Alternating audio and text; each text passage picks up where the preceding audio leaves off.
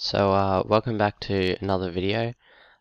Recently I've been away on holidays in the Gold Coast, which is why I haven't uploaded any videos.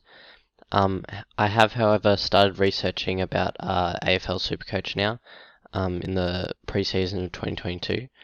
So I'm really looking forward to being able to jump into a lot of content about that. I could tell you all about like general strategies on Supercoach, or do a team reveal. But I think the most effective thing with helping you guys with your teams is probably going to be if I go into depth about players a bit more. So that's why I think I'm going to be doing some player profiles. And yeah, obviously, the main point of this video is obviously Josh Kelly, but it really is just to get the ball rolling on the player profiles, and so that you can have a chance to comment something down below, like any mid-pricer or premium. I probably won't go and do any rookies, but yeah, mid-pricer or premium who you want to know more about, put their name down below, and yeah, I'll probably do a video on them. And if I don't, I'll definitely still do a detailed reply to that comment as well. Anyway, remember to like and subscribe, and yeah, we'll get on to looking about Josh Kelly. Okay,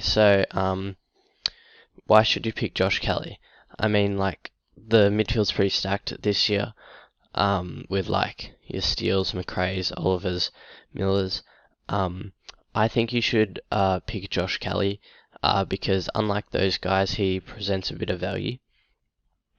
So as you can see, I'll edit this later, and it should pop up a bit of a graph showing you all of Josh Kelly's prices, starting prices each year. And so obviously you can see he's always been above that 600k mark, but this year is right down to that 580k, so definitely presents a bit of value there. But yeah, obviously there's got to be a reason why he is value, and that is because in the first 6 rounds of last season, which I'll pop up another graph as well here, he played in the forward line, which obviously, as you can see, really affected his average. I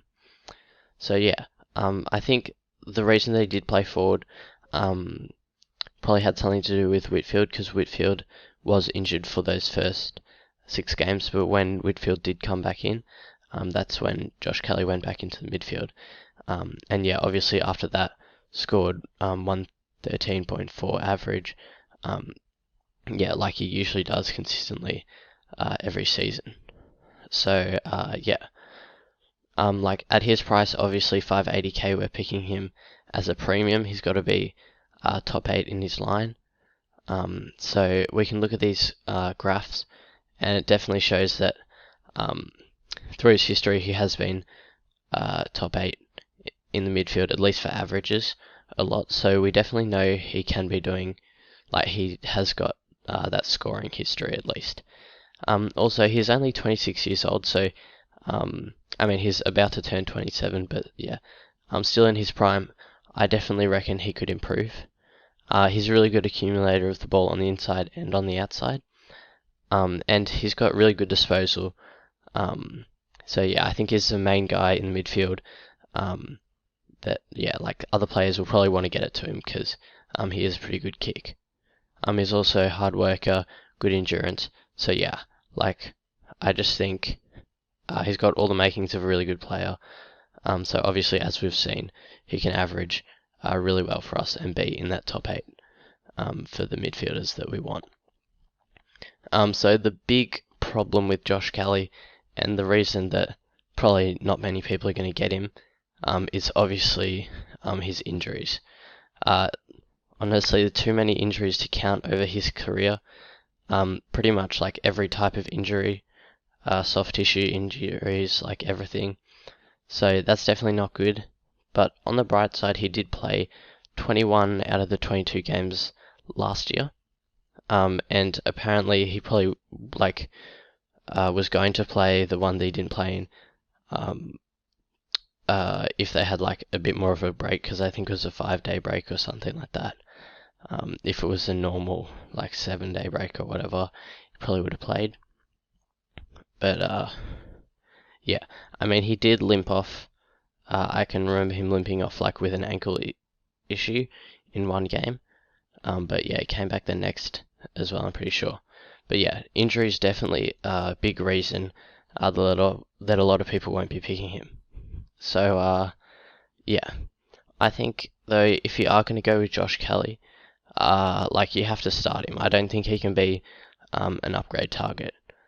Obviously he's got that huge ceiling that can like obviously really hurt you, like if you don't start him, and also like and then also obviously getting the value if you start him, and also when you're starting him, he's going to be a pod, like obviously because of the injury history, and people haven't jumped on him yet. Like I predict that people like will see some of the good scores and jump on him.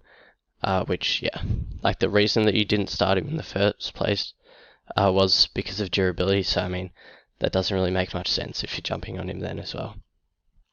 Personally, I have him in my team at the moment just purely because of how well we know he can score. I reckon full preseason he could go 120 plus. Generally, I would say like even top 3 midfielders. But yeah.